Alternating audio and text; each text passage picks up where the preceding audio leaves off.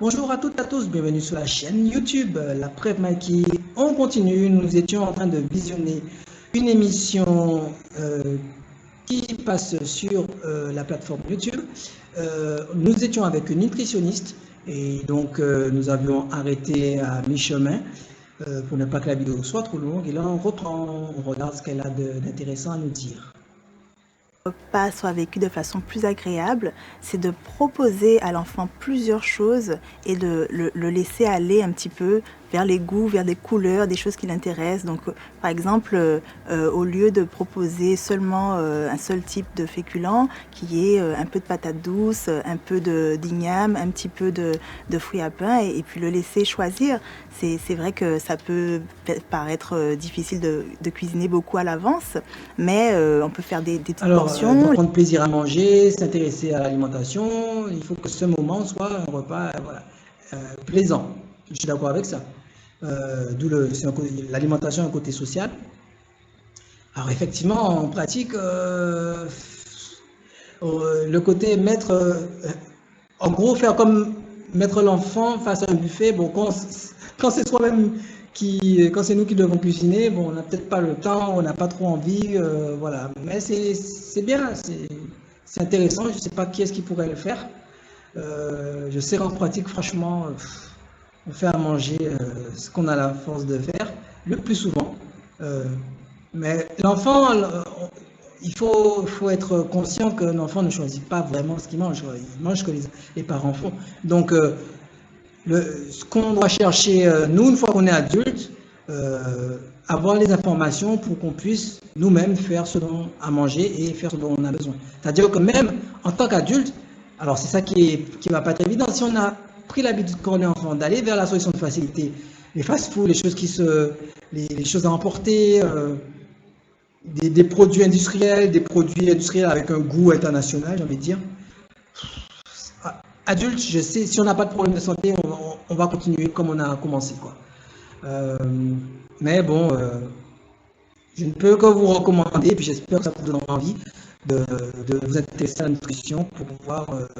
Du coup, c'est pour ça qu'on arrive à la cuisine, parce qu'à partir du moment où on veut contrôler ce qu'il y a dans notre assiette, vous allez, si vous vous y mettez, vous allez vous rendre compte que vous êtes obligé de vous-même cuisiner pour vous, parce que vous n'allez pas pouvoir, la personne vous acheter ailleurs, ou même votre conjoint faire à manger, il va peut-être pas mettre l'huile que vous voulez, il va peut-être mettre de l'huile alors que vous voulez pas d'huile. Voilà, par exemple, la quantité de sel. Et puis bon, il faut bien savoir, encore une fois, chaque individu, les besoins de chaque individu sont uniques. Et je ne sais pas si je peux vous mettre, je vais commencer peut-être à instiller en vous cette notion. Le mari n'a pas les mêmes besoins que la femme, la mère, le père et la mère n'ont pas les mêmes besoins, et le père et la mère n'ont pas les mêmes besoins que les enfants. Mais ce n'est pas simplement une question de quantité, ça va plus loin que la simple quantité. C'est la répartition en termes de macronutriments et des micronutriments qui sont les minéraux et les vitamines. Et selon justement notre métabolisme, selon notre dysfonctionnement, je veux dire, à partir de 40 ans, la femme aura tendance à avoir des dérégulations hormonales, elle devra avoir une alimentation qui favorise une bonne régulation hormonale, mais l'homme en a moins ces soucis-là, donc il va pouvoir manger différemment. Vous voyez? Donc il faut adapter au cas par cas. Donc c'est pas ce qu'il faut comprendre, c'est que c'est pas quand on regarde 5, 6 ou 10 ou 15 émissions comme ça, c'est pas parce qu'on a appris les recommandations standards qu'il faut utiliser les recommandations standards. Ce qui est important, c'est arriver à comprendre, ça doit nous donner envie de comprendre qu'est-ce qu'il y a derrière les recommandations standards. Pourquoi elle nous parle de végétaux peu glycidiques? Pourquoi elle nous dit de mettre l'accent sur les protéines, les lipides pour l'énergie, faire attention aux produits locaux par rapport aux... Bon, elle n'a pas dit ça, elle n'a pas dit par rapport aux produits transformés ou importés. C'est ça qui est intéressant. Après, la recommandation, pas trop de produits transformés, pas trop sucré, pas trop gras, etc. Bon, on sait tous ça, on imagine bien, mais après pour le faire, si on n'est pas motivé, si on ne sait pas pourquoi on le fait, si on n'a pas un objectif bien précis, on va faire ça une semaine et puis après, dès qu'on a un coup de stress, on va acheter la glace, quoi. On ira au McDo. Voilà. Alors qu'on a déjà 10 kilos en plus, mais on ne va pas être capable de dire non à notre propre esprit Parce qu'il dit, bon, je peux bien me permettre, voilà, avec la journée que j'ai passée, je peux bien me permettre une petite pizza quand même. Tant pis si j'ai 10 kilos en trop, quoi. Et puis le problème, c'est que bon, selon on regarde la phase dans laquelle on est dans notre vie, mais les 10 kilos en trop, c'est peut-être ces 10 kilos-là qui, 10 ans plus tard, vont aboutir, je sais pas moi, à un autre dysfonctionnement en fait. Parce qu'en fait, une fois que le métabolisme commence à se dérégler, là on est dans un cercle vicieux, c'est très difficile d'en sortir. Donc c'est pas simplement une question de poids, parce que malheureusement, on a l'impression qu'on parle de la santé, que c'est juste une question de poids. On parle beaucoup d'obésité parce qu'effectivement c'est un fléau mondial, mais il y a tellement d'autres choses. Et souvent, c'est aussi une thèse qui commence à être énoncée par d'autres personnes, c'est que l'obésité peut être en fait ce qui appelle une conséquence grosso modo d'une série de dysfonctionnements en fait. Alors, je ne vais pas rentrer dans les détails, mais l'obésité, en fait, encore une fois, c'est pas une maladie en elle-même. C'est une conséquence de dysfonctionnement, et bien sûr de plusieurs dysfonctionnements. C'est pas simple, hein. Je ne dis pas ça, loin de là. Mais regardons plutôt la cause du problème.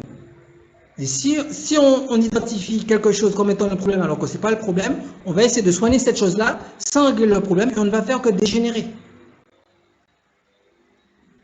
Continuons. Je m'écarte du sujet.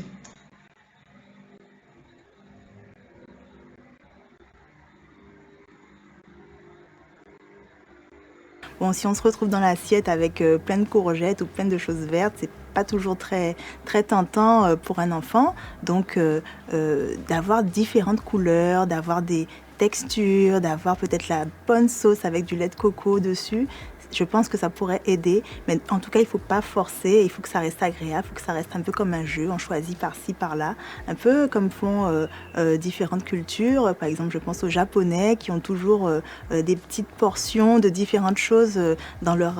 c'est comme un plateau en fait, hein. Il y a des petites portions de différentes choses, différentes textures, différents goûts, du vinaigré, du salé, du sucré. Je pense que ça peut être une bonne idée.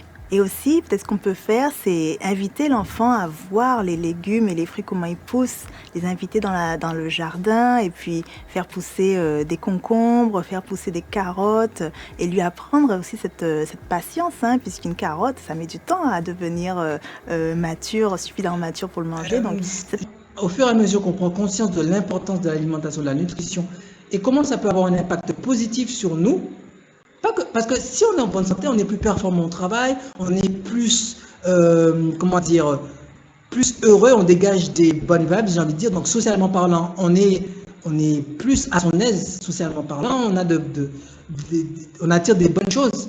Donc, le bien-être, c'est pas simplement égoïstement la santé, j'ai envie de dire. C'est que ça a des répercussions dans tous les domaines de sa vie.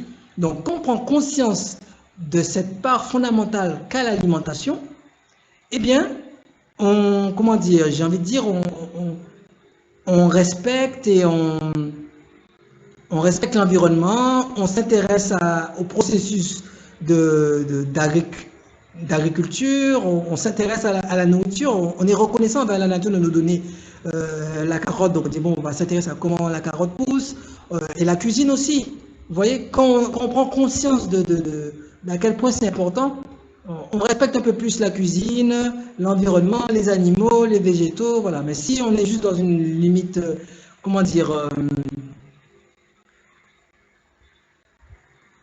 on se sert de la nourriture pour combler un besoin, un manque, une envie, se faire plaisir, on, on, on restreint en fait, comment dire, on perd en fait je pense, je ne sais pas comment le dire, mais on n'honore pas ce que la nature nous donne. On n'est pas capable d'apprécier à sa juste valeur euh, tout ce qui est autour de notre alimentation. Tout ce qui est autour, qui permet d'aboutir à ce qu'on mange dans notre assiette. Quand on a conscience du résultat et de l'importance du résultat, toutes les parties prenantes qui aboutissent à ce qu'il y a dans notre assiette, on respecte. Je ne sais pas si j'étais clair, bon, je ne vais pas faire de la poésie sur la nutrition, mais on continue.